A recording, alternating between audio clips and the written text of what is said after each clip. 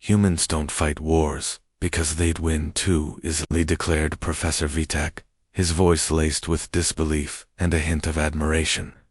At once, the seminar room fell into a stunned silence. Only the soft hum of the ventilation system filled the void. Rows of alien students, representing over a dozen star systems, glanced at one another, confusion clouding their expressions. Suspicion and curiosity mingled in their narrowed eyes. The Galactic University of Old Torah had long been a crucible for rigorous debate, especially in the field of interspecies ethics. Yet even by its lofty standards, today's topic had stunned the audience. A young Sanskin, a soft shade of pale blue, his face marked with intricate warrior sigils denoting his status as a novice, finally raised a hand. His tentacle-like fingers twitched with agitation. "Professor, surely you jest. Humans avoiding war. This is the species that devastated entire ecosystems on their homeworld to farm more efficiently. They're known for their violent history conquest. Why would they suddenly restrain themselves?" Professor Vitak, a towering Zorian, whose metallic skin shimmered faintly under the overhead lights, leaned back in his chair. His many eyes blinked in perfect unison. He had expected this. "Ah, young cock," he said calmly. "Your skepticism is warranted, but allow me to explain. Humans are ... unique. Their development defies the usual evolutionary arcs we've observed across the galaxy." With a wave of his hand, Vitak activated the holo display. A three-dimensional image of Earth shimmered into view, slowly rotating. Oceans gleamed a vibrant blue. Green continents sprawled beneath swirling cloud systems. "Humans evolved on a planet both abundant and treacherous," he continued. "They battled not only each other, but also a brutal and unpredictable environment. This forged a species of resilience and cunning. Despite their past, despite countless wars, they've now reached a point where they deliberately choose not to engage in conflict even when provoked." A low murmur spread among the students. For many, the idea was absurd. War, after all, was natural, a logical extension of a species' will to survive and dominate. Avoiding it, many believed, was cowardice. Still unconvinced, Koch pressed on. "Professor, with all due respect, this sounds like Terran propaganda. How could a species that can obliterate entire planets simply choose not to? There's no honor in abstaining from strength." Vitak's eyes gleamed, the edges of his expression sharpening into something steely. The room quieted once again as he spoke. "It's not about honor, Koch. It's about mercy." The word fell like a thunderclap. Mercy, to most students raised. In societies that revered conquest, the term was almost sacrilegious. "Mercy," another voice echoed. It belonged to a hulking Kron, his shell thick and ridged like ancient stone. His gravel-toned voice betrayed deep skepticism. "Mercy is weakness, a failure to take what one has the strength to seize. For many species, yes," Vitak agreed, "but not for humans. You see, they possess the power to wage wars that would leave nothing but ash and silence. Yet they often choose not to. Not because they lack the will, but because they understand the price." With another gesture, the hologram shifted. Scenes from human history unfolded. Epic wars, weapons of terrifying magnitude, followed by moments of rebuild, alliances, reconciliations. "They have come to understand," Vatsek said softly, "that with great power comes great responsibility. The cost of war is more than lives or resources. It's the weight it places on the soul of a civilization." The silence deepened. To many in the room, war was the foundation of their society, a necessary means of survival and growth. The idea of choosing peace over dominance was alien. "Consider this," Vitak said, raising his voice just enough to reclaim the attention of those lost in thought. "A human fleet arrives at a contested planet. Their technology is unrivaled, their soldiers battle-hardened and elite. They could flatten the opposition, claim the land, move on. But instead, They open negotiations. They offer trade, mutual development. They send diplomats, not warheads. Cox scoffed. And when they're attacked, they defend, Vitak said firmly, efficiently, decisively. But they do not retaliate with overwhelming force. They disable, subdue, offer peace again, and when the dust settles, the former enemy often becomes an ally not through fear, but through restraint. Cox's disbelief was nearly tangible. Why? They could take the resources, the territory, everything with no risk of reprisal. Because they've learned, Vitak replied, now almost solemn, that true strength lies not in destruction, but in creation, in elevating others, not subjugating them. Mercy, Cock, when applied with wisdom and purpose, is far more powerful than fear. Cock was visibly rattled. His upbringing, his education, everything had taught him that might made right, that domination was the path to survival. This, mercy, was incomprehensible. But what if they're wrong? He asked, almost desperately. What if their enemies grow stronger? What if their mercy is exploited, and one day, they're overwhelmed? Vitak smiled then, though it was a somber smile filled with understanding. Ah, that's where you misunderstand them. Humans are not naive. They know the risks. But they also know a galaxy ruled by fear is brittle, fragile. By showing mercy, they build trust, allies, networks, and if they're challenged, his voice lowered, they are always ready. Make no mistake, humans can be monsters if they choose, but they don't. That's what makes them so dangerous. The room was still, each student lost in silent contemplation. This wasn't just a lecture, it was a challenge to the very roots of their belief systems. Vitak checked the chrono display. We're out of time. But remember, this power isn't just the ability to conquer, it's the wisdom to know when not to. And by that measure, humans may be the most powerful species of all. As students began to file out, Cock remained behind, his mind spinning. The conversation had shaken something loose within him. As the last of the students disappeared through the door, he called out, Professor, I still don't understand. What if their mercy is their undoing? What if they fall because they chose not to act? Vitak regarded him with a thoughtful expression. Then they will accept that outcome as the cost of their principles. But don't count on it. They won't fall easily. For in their mercy lies a strength few can comprehend. And with that, the professor turned and left, leaving Cock alone in the room, awash in a storm of conflicted thoughts. Days passed, but the conversation haunted Cock. The idea that humans, so capable of annihilation, chose mercy as a calculated strategy, gnawed at him. He buried himself in the university's archives, poring over centuries of human history, wars, peace treaties, shifting alliances. Every answer seemed to raise more questions. Was it really mercy, or was there something darker, more strategic, beneath their restraint? Determined to uncover the truth, Cock sought out Vitak again. He found the professor surrounded by a tangle of hologram star maps, ancient texts, battle simulations. Ah, Cock, Vitak said, amused. I had a feeling I'd see you again. Professor, Cock began, I've been studying them, but I keep coming back to the same question. Why? Why choose mercy when domination is so easy? Vitak gestured for him to sit. To understand that, you must look deeper, beyond history into psychology. Their psychology. Cock blinked. Yes, Vitak said, leaning forward. Humans are driven by a web of emotion, belief, and social dynamics unique among sentient life. They are capable of staggering violence, but also profound empathy, fairness, a sense of justice. These dualities define them, and from that complexity arises their restraint.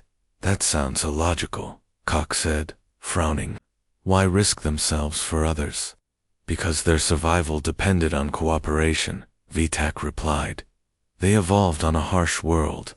Alone, they perished. Together, they thrived. That instinct to help, to show mercy, it became part of their culture. A holographic image flickered to life, human soldiers standing shoulder to shoulder with alien allies. When they entered the galaxy, Vitak said, they were met with hostility. They could have responded with fire and steel. Instead, they offered alliance, respect. In doing so, they forged bonds that war never could. Cox stared, conflicted. But isn't that risky? What if their allies betray them? There is always risk, Vitak acknowledged. But they know that trust, once earned, builds something stronger than fear ever could. So, their mercy is strategic. In part, Vitak admitted, but not purely. They believe in lifting others up. That's not just politics, that's belief. Cock was silent for a long moment. But what if they're pushed too far? Then, Vitak said gravely, they become something no species wishes to see, because when humans abandon mercy, when they finally choose violence, it is with full knowledge of what they do, and they do it completely. A chill ran through Cock. He understood now. Humans were not peaceful because they couldn't fight. They were peaceful because they chose not to fight unless absolutely necessary. And when that threshold was crossed, there was nothing more terrifying. Thank you, Professor, Cox said softly. I have much to consider. A few weeks later, Cock found himself stationed aboard a Sand Scout vessel on the very edge of human-controlled space. The interspecies exchange program had offered him an opportunity he couldn't resist, a chance to observe humans firsthand. Despite all he had learned, a part of him still harbored doubts. Could any species truly be so powerful, yet so deliberately restrained? The mission was straightforward: observe a human military exercise near their border. It was a rare opportunity to witness the fabled Terran fleet in action, ships spoken of in reverent whispers across multiple empires. Cock's anticipation was matched only by his skepticism. Their scout ship, small and cloaked with the latest in stealth tech, had slipped undetected, so they believed, into a designated observation point. Cox sat in the command chair, eyes locked, on the massive Terran fleet displayed in brilliant clarity on the holoscreen. Thousands of ships stretched before him, sleek battle cruisers, agile frigates, massive carriers. The formation was perfect, a testament to both discipline and raw capability. Cox's breath caught in his throat. The power on display was staggering, and then the exercise began. Cox expected brute force, overwhelming firepower, perhaps even simulated annihilation of an enemy fleet. Instead, what unfolded before him was something else entirely. The Terran fleet moved with precision and purpose. Their maneuvers were elegant, coordinated, and above all defensive. Every movement, every simulated strike, was calculated to minimize collateral damage. The targets were disabled, not destroyed. The aim was clear: control, not chaos. Then came the simulation's climax: surprise attack by a highly advanced AI-controlled enemy fleet. The humans responded instantly. Their counterstrike was swift, overwhelming, and utterly precise. But again, no gratuitous destruction. They disabled and captured enemy ships wherever possible. Their tactics were surgical, almost reverent in their restraint. Cox stared, stunned. This was not the savagery he had imagined. It was something far more intimidating. Power held in check. Power wielded with intent. A soft chime broke the silence. An incoming transmission. Cox accepted the message, expecting a report from one of his crew. Instead, a human officer appeared on the screen. Calm, neutral expression. Steady eyes. "Sand vessel," the human said evenly. "We are aware of your presence. Your observation has been noted. We invite you to dock with our command ship for further discussion. We believe there is much our species can learn from one another." Cox's eyes widened. They had been detected despite the most advanced cloaking available. And yet, instead, of issuing a threat or a demand. The humans extended a hand. He glanced at his crew. They were equally stunned. "Very well," Cock replied cautiously. "We will comply." As their vessel docked with the human command ship, Behemoth bristling with weapons, shield generators, and sensors far beyond anything the San Empire had developed, Cock's mind raced. Was this diplomacy? A trap? A test? He disembarked with a small team, greeted by a human officer who led them through the ship's corridors. To Cock's surprise, the atmosphere was calm, clean, almost serene.